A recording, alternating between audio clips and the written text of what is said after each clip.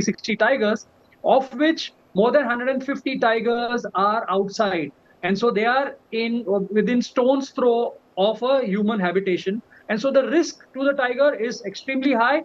This is not a secret. Everybody knows that. And which means that the department has to be on its toes throughout the year.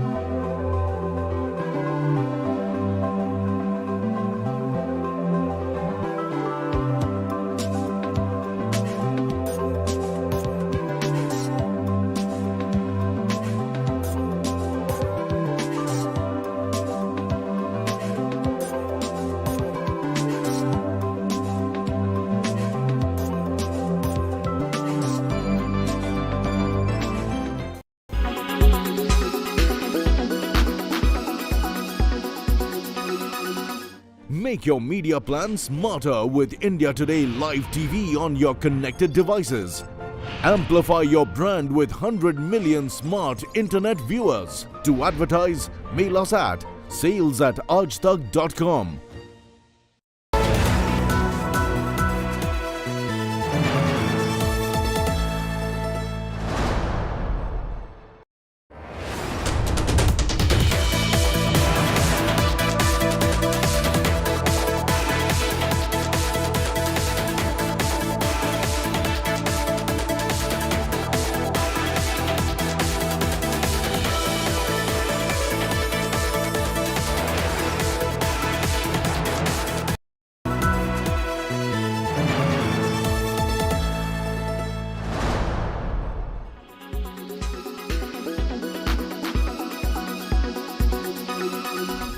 Do you have a question for me? Yes, Mr. Young. Do you really believe in all these things you sing? Trailer of the much-anticipated film Love Again is out, and it features our very own Desi girl Priyanka Chopra along with Sam Hugan and Celine Dion. Know nothing about it. What? Love. Priyanka's husband Nick Jonas also makes a hilarious cameo appearance. Take it a little slower. Yeah.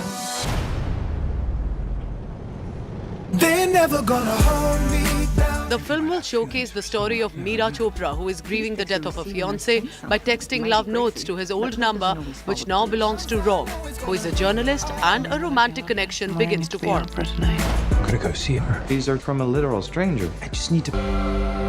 Love Again is the film adaptation of Sophie Kramer's 2009 novel SMS for Ditch, translating to Text for You, and will release in theatres on 12th May. Sure. And I'm Mariah Carey. The Bridgerton family is expanding. A new look at the Queen Charlotte-focused prequel reveals more steamy romance for some familiar characters. Dearest, gentle reader, did you miss me? The makers have released a teaser of the prequel titled Queen Charlotte, A Bridgerton Story, which will tell the story of how the young queen's marriage to King George sparked both a great love story and a societal shift, creating a world inherited by the characters in Bridgerton. Golda Rochewell will reprise the role of the titular queen, with India Amatfio being introduced as a young Charlotte, a young woman on the precipice of greatness, though at a cost. Whereas Corey Malcreast plays young King George, a handsome and charming royal with a mysterious past. Also from the original series, Joanne Doe returns as Lady Agatha Danbury, Ruth Gemmell as Lady Violet Bridgerton, and Hugh Sachs as Brimsley. You are the first of your kind. You must secure your position. This is my home. Queen Charlotte, A Bridgerton Story will premiere on OTT platform Netflix on 4th May.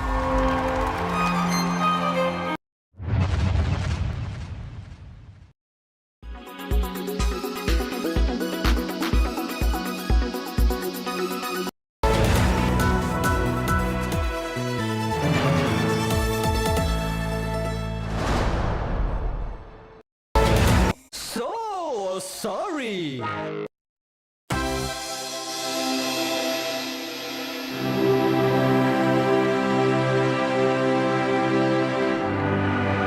बाबू सोना मैं ना चाहूं, मैं तो चाहूं दर्शन तेरा,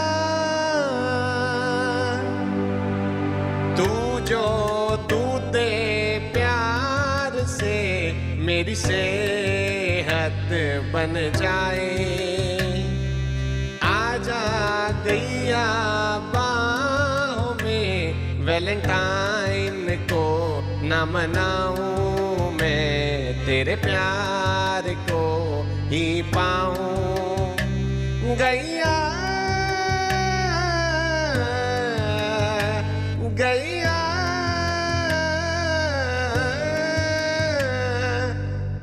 हे मैया मुझको तू इतना हक दे, तेरी सेवा करूं ये अनुभव अलग दे।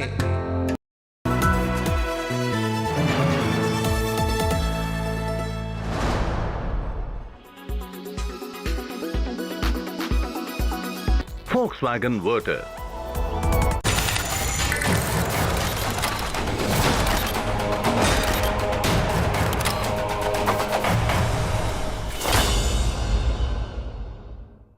He's ranted about how the Adani controversy will weaken Prime Minister Narendra Modi and lead to what he terms is democratic revival in India. The Congress, of course, has distanced itself from George Soros, given the kind of criticism that's coming George Soros's way. But images have emerged of key aides of George Soros walking along with senior Congress leader and member of parliament from Wayanad, Rahul Gandhi, during the Bharat Jodo Yatra. Team Modi is now front-footing a mega counter-attack.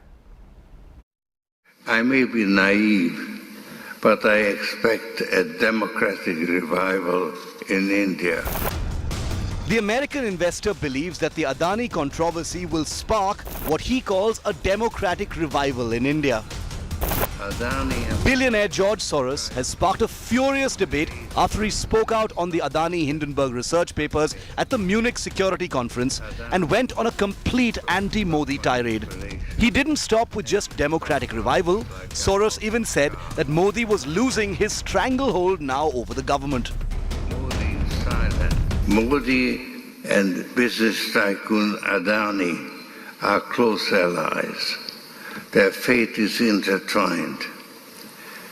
Adani Enterprises tried to raise funds in the stock market but failed.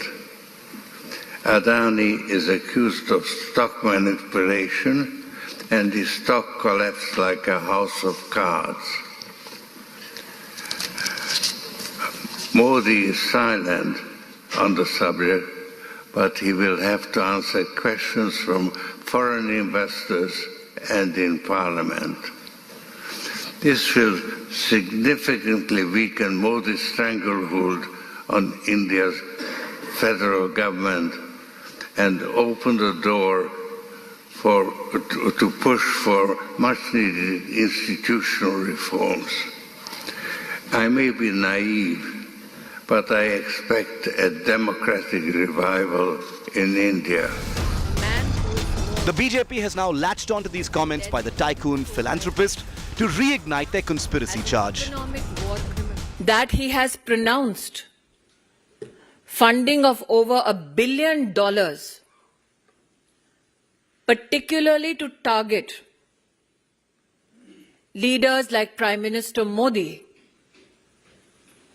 is significant. We as a nation state are together with Prime Minister Modi laying the foundation for the future of our country that will not only inherit our dreams but a resilient and stronger economy. So did the opposition choose to side with Soros and his democratic revival comment? Interestingly, the Congress, which is leading the attack on the Adani storm, distanced itself from Soros's comments. only to be embarrassed by these images of Soros' NGO Open Society Foundation's India Vice President Salil Shetty walking with Rahul Gandhi during his Bharat Jodo Yatra in October last year. Why should we get into BJP's toolkit? What some Soros says somewhere, then Smriti responds. This is a jugalbandi we have nothing to do with. We don't want to get into this. Our demand is simple, and the country, the LIC policyholders demand answers. We demand a JPC. I understand. George Soros is facing fire from all quarters, but it's not the first time that the billionaire has made these kinds of comments against Prime Minister Modi. Here's what he said about the abrogation of Article 370 in January 2020. That leaves. The biggest and most frightening setback occurred in India, where the democratically elected Narendra Modi created a Hindu nationalist state, imposing punitive measures on Kashmir, a semi-autonomous Muslim region, and threatening to deprive millions of Muslims of their citizenship. Soros' comment on the Hindenburg research report has put the focus again on how the Adani group, in their defense just weeks ago, called the allegations an attack on India. 68 of these so-called 88 questions are like this: bogus, misrepresentation and outright lies. Either they have not done any research, they've just cut, copy, paste and did a hit job, which what we believe it is, a malicious hit job on the FPO. Or, which is even worse, they actually did the so-called research. They knew this because it's the same accounting note, and they're deliberately misleading the public. Soros may be a man with an agenda. His credentials as a philanthropist are undisputed, but so is his bias against Narendra Modi and his political activism. Bureau Report, India Today. A democratic revival in India. Before I throw this open for a wider discussion, let me quickly cut across to BJP's National Vice President Jay Panda joining me on the news track. Mr. Panda, the opposition asks, why is the government so concerned about the rant of a 92-year-old philanthropist investor at the Munich Security Conference? Gaurav, George Soros claiming to stand for democracy is like Dawood Ibrahim claiming to stand for law and order.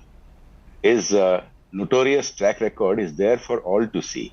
I would urge the viewers of your esteemed program to search him online. You'll find many very, very worrying things about George Soros. For example, the New York Post, which is a major and the oldest newspaper in the US, has done a series of investigative reports which lays it out in plain sight. He funds a far leftist agenda of destabilizing societies and grabbing political power. Now, you saw in that video that menacing tone, and he has been targeting India for some years now. You already referred to his attack on the UK, and that's been his modus operandi. His modus operandi, he's never built anything. He's a speculator. He's not an industrialist or somebody who has built assets or businesses. He has benefited from actually causing them to collapse like he did on the British pound all those years ago. And his track record is of funding these far leftist ideologues, what we in India would call urban Naxals, into positions of power in the US and in other countries. And you can see the havoc that they are wreaking. Now, we should not take, he's as you said, he's 92 years old and he has megalomania, as you can see from that menacing tone in that video. We really shouldn't worry. But he does have a knack for building a nexus with people. Okay. Just like he has done in other countries, he's building a nexus with people in India, positioning them in positions of influence in the media, in activism. So we should worry if he's targeting India and wanting to bring down I'll come to that nexus and people in position of power or influence in just a moment. But for the moment, I want to quickly just stay on what he said. If George Soros believes that Prime Minister Modi's links with Adani will weaken, or his alleged links will weaken what he describes is as Modi's stranglehold on the federal government. How is that, sir, declaring war on India? Look, he's talking about a democratic revival, but in fact, Prime Minister Modi is the single most popular democratically elected leader in the world. He gets hundreds of millions of votes more than any other person who seeks votes in the whole world. Now, we saw a democratic revival in India in 2014 and consolidation in 2019, when after nearly 3 decades of political quagmire, the people of India re-elected with Prime Minister Modi at its head a party to have a full majority in parliament. Now that's democracy. But the reality is, Soros deliberately funds and champions causes, as I said, to destabilize society and to grab political power. In India, he has been championing the cause of illegal immigrants, like the Rohingyas. He has done the same in the US. He champions open borders. He champions the complete overthrow of constitutions and a democratic way of running governments. If you look at the investigative stories done on him by the New York Post, you will see that he's got a toolkit which he's replicating in India. Okay. And we should take it seriously. Okay, so you talk of a toolkit and you talk about George Soros putting people in positions of influence. Will the Narendra Modi government then probe these individuals or organizations who may be on the payroll of either George Soros individually or the Open Society Foundation? Who are his Indian collaborators, sir? Of course we should. Now, just like he has done in other countries, here he has been championing many of these people, and the record is out there. Those who are in academia, those who are in so-called think tanks, some of them in media, exact same copycat version of what he does in other countries. Now, you know, he's attacking Mr. Adani. Now, as we have made it very, very clear, the BJP has nothing to hide at all on that front. You can go and ask any of the top industrialists of India whether they can have a quid pro quo with the Narendra Modi-led BJP, and they will all tell you that's not possible.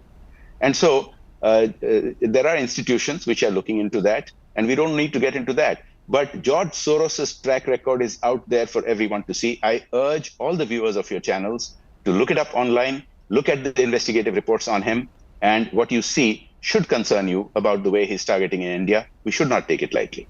And do you, Mr. Panda, then see a pattern? The Hindenburg report, the BBC report, the statement made at the Munich Security Conference, and the surround sound around at least the first two?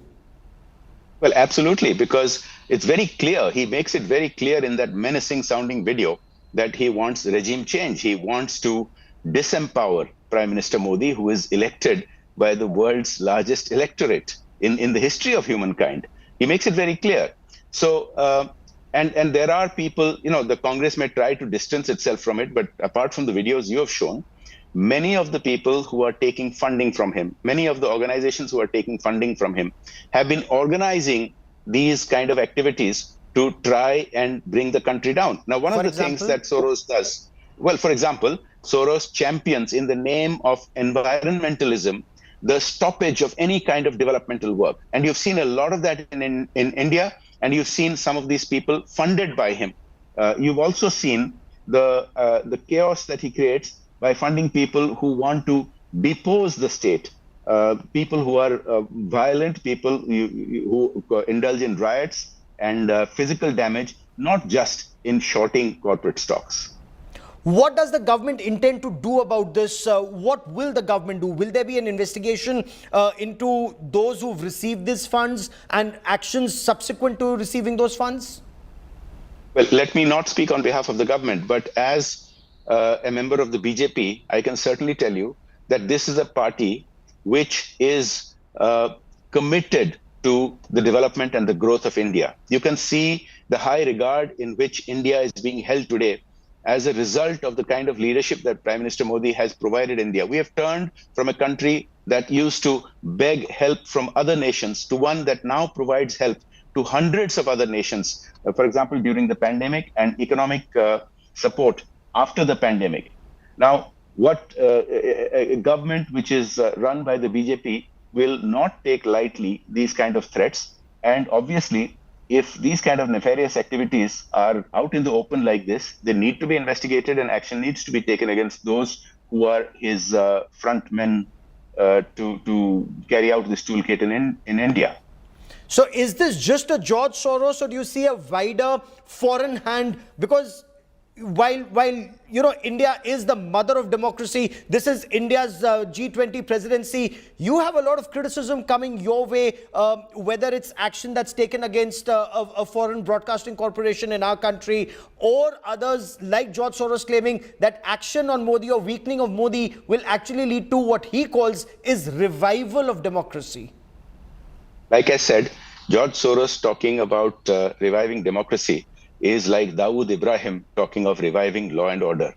Do take a look at his track record. But in answer to your question, of course there is a nexus. The BBC, the BBC hit job. It's not a documentary in any sense of the word. It's a documentary would have cited the evidence on the other side. A documentary would have cited evidence that when the then Chief Minister of Gujarat, Prime Minister Modi, was asking for support of police and paramilitary personnel from other states, the Congress-run states refused to send him that help. They would have pointed out about the fact that the specious allegations against Modi ji were not just overrun at any one stage of the judicial process, but at every stage. Now, the BBC has long since lost its credibility as a news purveyor. They take funding from China. They take funding from agencies which clearly have agendas to run, and they are hand in glove with several other such organizations. You are aware of a major Western alleged news organization which advertised for its India correspondent that the person must be anti-government. Now, neutrality is not their objectivity, or journalism is not their main aim. Their aim is to bring down India. Okay, we'll track that story closely. For joining me here, Jay Panda, National Vice President of the Bharatiya Janata Party. Many thanks.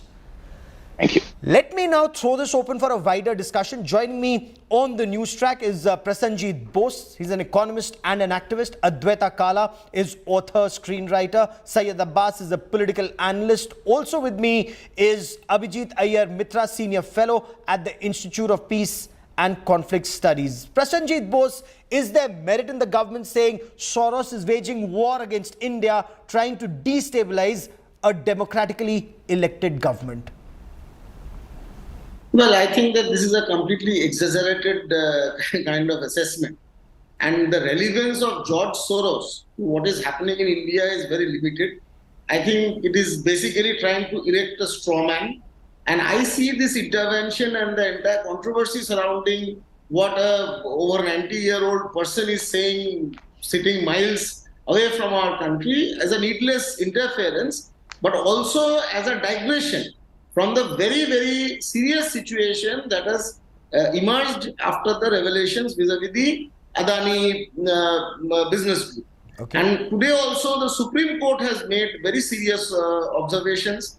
The government tried to influence the Supreme Court probe, which the Supreme Court today has refused to toe the line of the government in setting up the expert committee.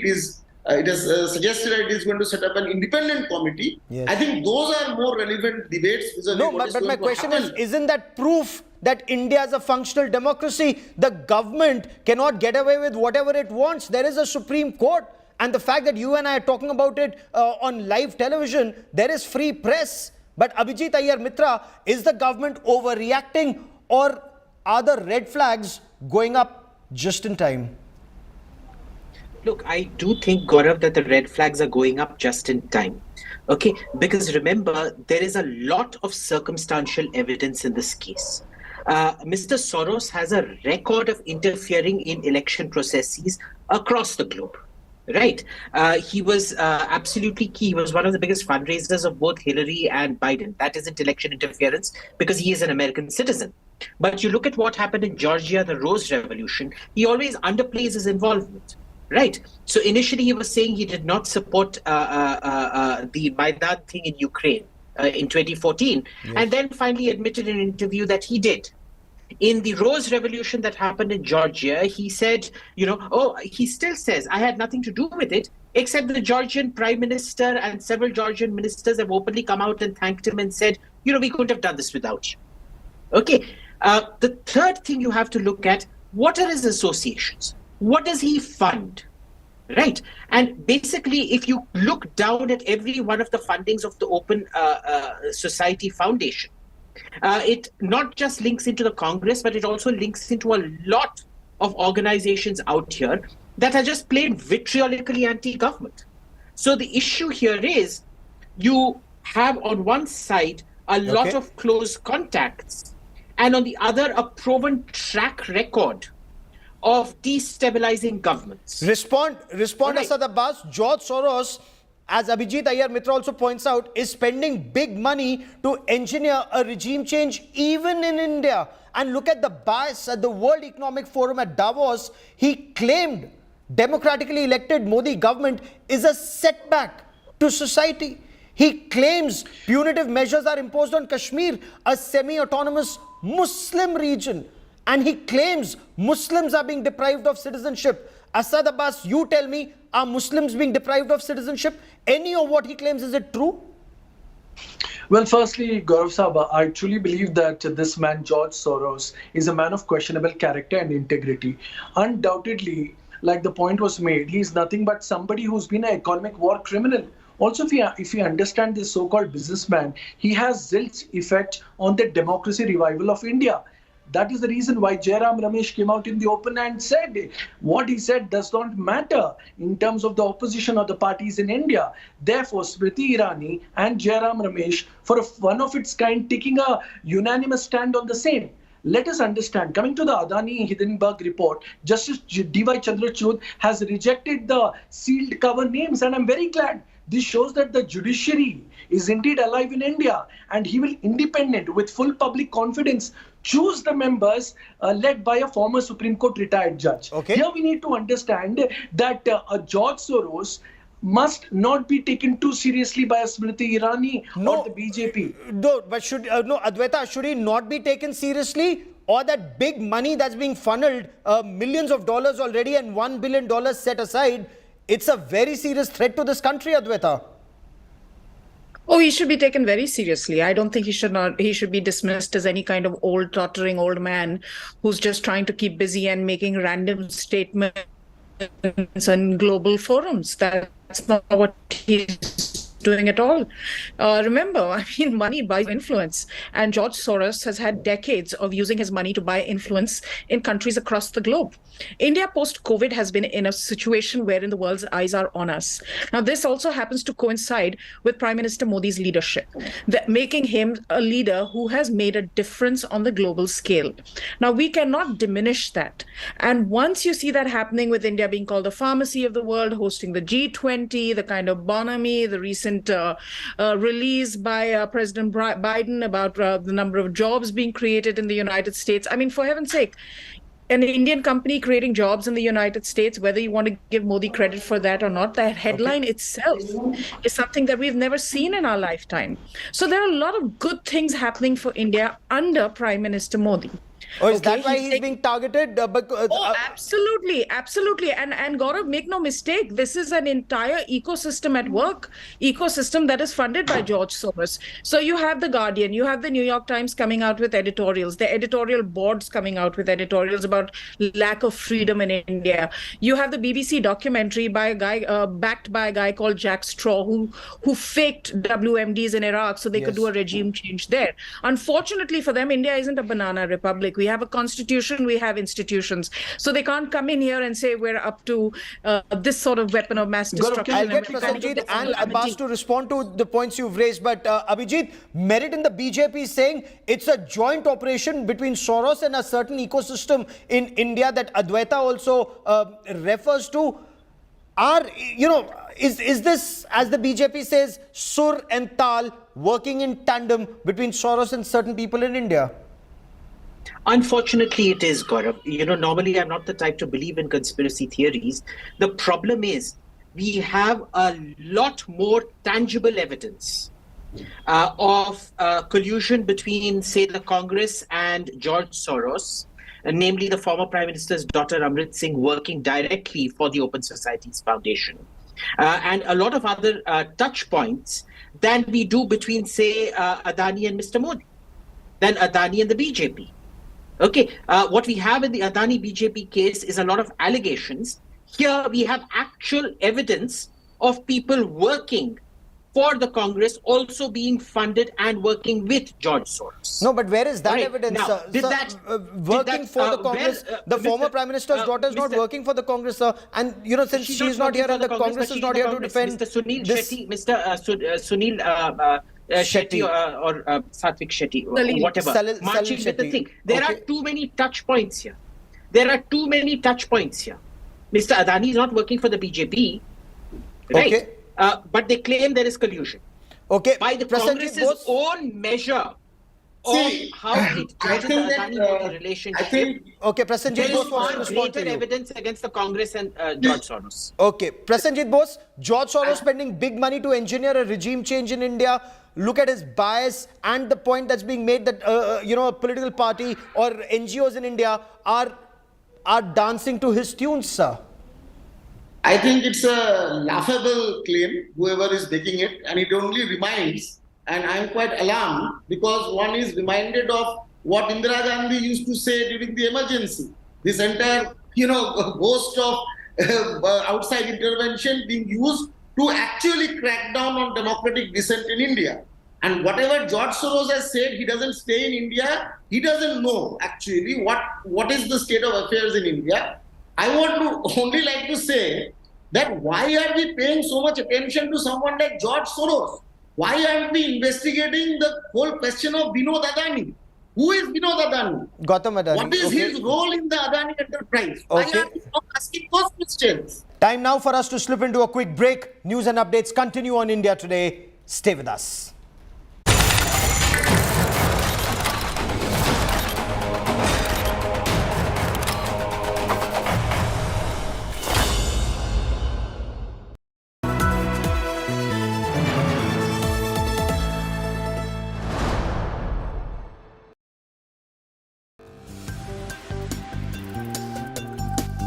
All successful people worked hard, nothing comes easily. Sometimes you need to just cross that mental barrier. Once I come in, काफी process oriented stark difference. मैं जब दोनों medal को ले रहा था और मैं बोल रहा था कि दो ही हमारे पास मेडल है इंडिया में और दोनों आज मेरे हाथ में है. The very fact that you're opening the India Today conclave with a session on Olympic sport tells me that we've made progress.